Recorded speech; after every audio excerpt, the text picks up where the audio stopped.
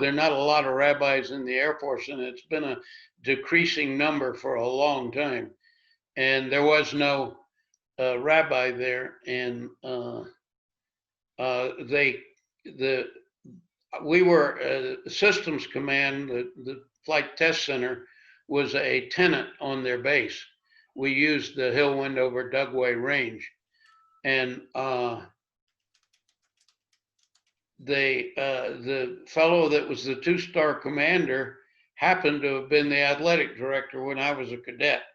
So he remembered, and he was extremely nice. Even though I wasn't in his command, he was very helpful.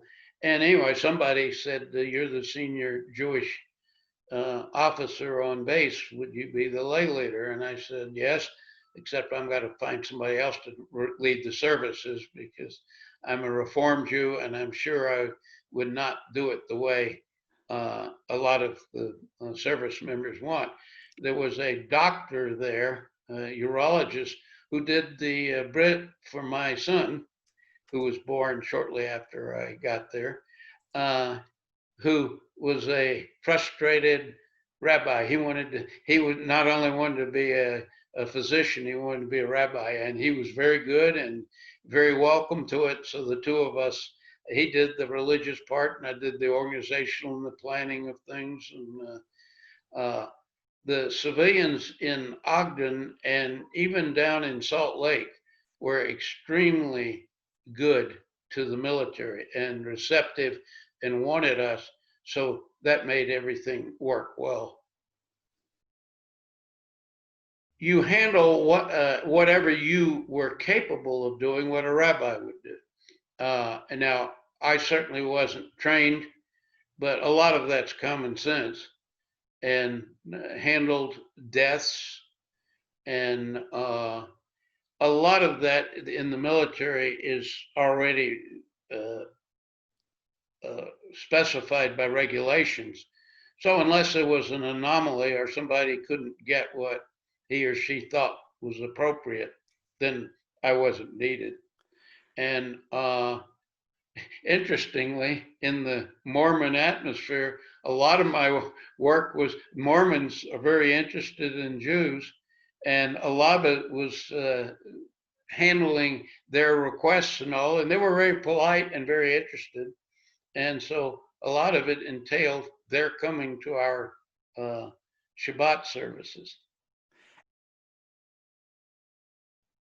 Let's just say there were a few people that thought they weren't being treated fairly.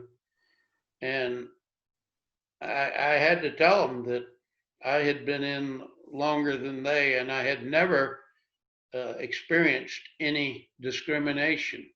Does that mean that some person didn't like Jews? No, it didn't mean that at all. It means the system was set so that person wasn't able to do it. Now, were there cases? I'm sure there were.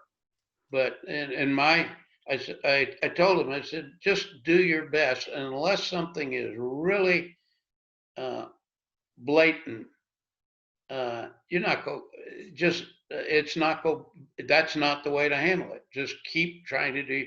And if somebody goes far out, then come see me and give me the details of that. And I don't think I ever had a real issue there. I think having a positive approach is the main thing. If someone doesn't like you, just work a little harder for them. And if they continue not to like what you're doing, then it may be them, it may not be, but just everybody else will notice it, and that's the important thing. The holidays we did not do. We went to Ogden or Salt Lake, and they brought us in. We had seders with them. I'm Reformed, so it would be disingenuous of me to say I won't eat X, because I've always eaten it. You do, as long as you as an individual are consistent, then I think you'll be supported. but don't say, I don't work on Saturday, and then let someone see you out doing some work in your yard or going, uh, doing things outside and the kinds of things that would indicate that you're not being totally honest with everybody. Uh, Most of the people I ran into the military were anxious to, if you were a good member of their unit, they went out of their way to try to help you. Mm-hmm. And I know in today's environment, everybody's got a chip. Not a lot of people have chips on their shoulder, and maybe some of them are deserved. I'm not commenting on everyone else, but it was my experience that most of the people in the Air Force uh, tried to help their units. And if there was a complaint, a lot of the time, if it proved valid, the person doing the harm was the one that was corrected, not the one that was being harmed.